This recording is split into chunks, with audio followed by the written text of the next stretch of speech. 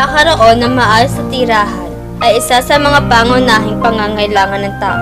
Karapatan ng lahat na makatira sa isang payapa at ligtas na lugar. Ngunit, paano kung sa bawat tingin mo sa iyong kapaligiran, ikaw ay puno ng takot sa mga panganib na maaari mong harapin?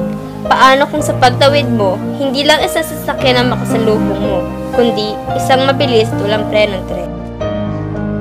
Mga batang naglalaro, mga taong nag-uusap at mga taong naglilinis. Kung titingnan, isa itong ordinaryong barangay. Maligaya Street, Pasita Complex 1, isang lugar na tinitirahan ng madaming tao. Isa itong barangay na punong-puno ng saya at para bang pinatunayan na ito ng pangalan ng barangay. Ngunit, ang mga bahay rito ay para bang nakadikit na sa riles ng tren. At itong nakapagpasya sa amin na obserbahan at kilalanin ng mga residente rito at malaman ang kanilang dahilan at sanhi ng pagtira sa lugar na bawal at mapanganib. Tatlo ang napili naming ma-interview, ngunit ang isa rito ay hindi pumayag. Dalawa naman ang pumayag na magpakilala at sagutin ang aming mga katanungan. Nagbigay sila ng kanilang sariling mga dahilan kung bakit sila nanirahan malapit sa riles ng tren. Matagal na po ba kayo dito? Mag 4 years. Ay, hindi na po ako sa pagkuhatin. Magigat yan. Going 4 years. Sige. Bakit niyo po piniling tumira po dito malapit sa riles po?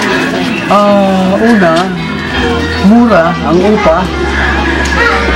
Pangalawa, you mingle around with people which you can relate. Hindi po ba kayo natatakot sa panganib na maidudulot sa pagtira po dito?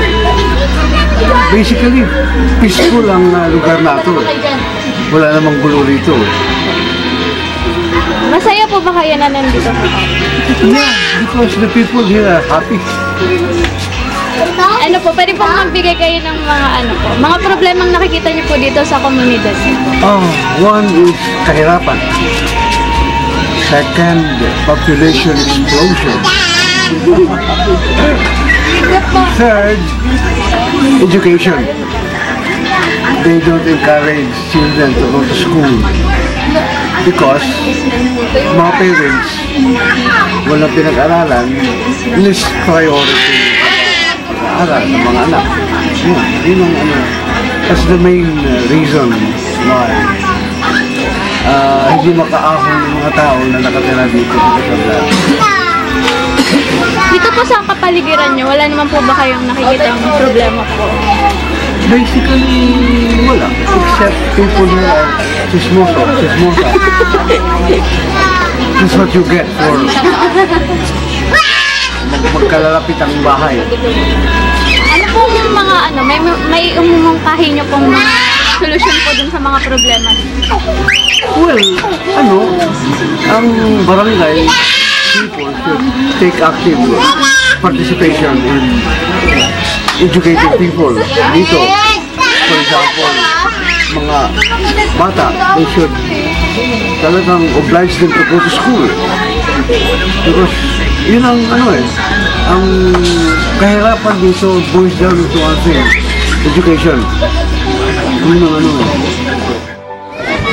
Bakit niyo po piniling tumira po dito malapit po sa Kasi po, malapit lang ang eskwelahan at saka malapit sa palengke, malapit sa ng sasakyan, papuntang Pasita or Maynila.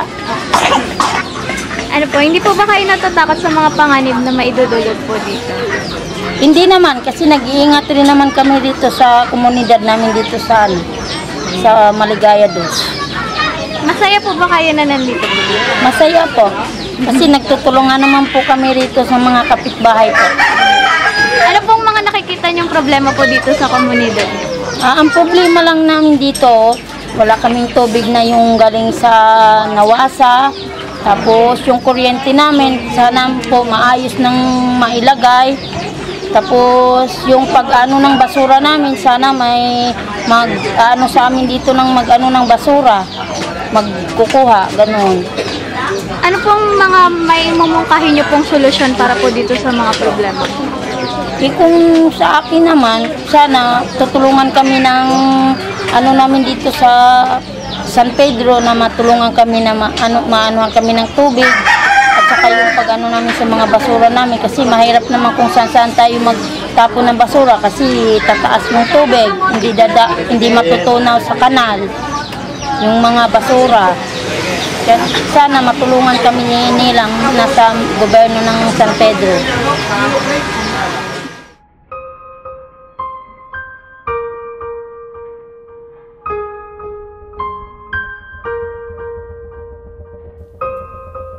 Kahirapan ang pinakasanhi ng kanilang pagtira sa isang lugar na bawal at mapanganib. Ngunit sa bawat pagsubok ng kanilang tinatahak, nandoon din ang pag-asa na muli nilang mababago ang kanilang kinasanayan. Hindi man ngayon, pero alam ng bawat isa sa kanila na lahat ng ito ay mapapalitan ng maganda at mas ligtas na pamumuhay.